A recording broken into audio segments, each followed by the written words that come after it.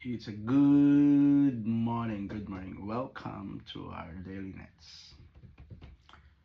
If you have your Bible with me, please open the book of Romans 5:1. It says, "Therefore, since we have been justified through faith, we have peace with God through our Lord Jesus Christ."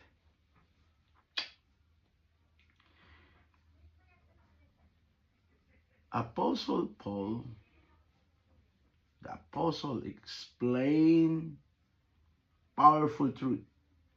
Believers justified by faith.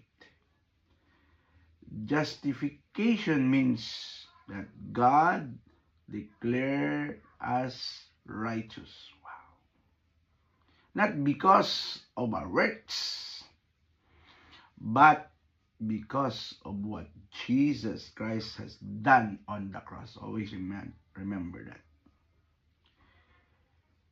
Before salvation, humanity was separated from God because of sin.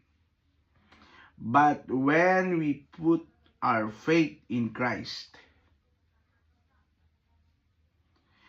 God removes our guilt and restores our relationship with Him. This restores relationship, brings peace with God. Hallelujah.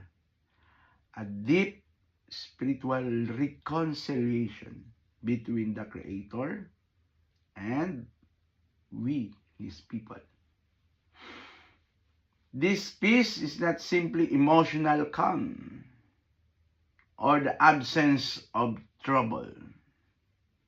It is a legal and spiritual standing before God,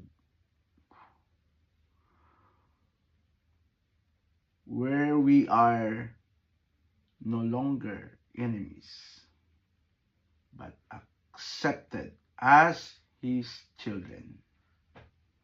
Through Christ, the barrier of sin is removed. Wow.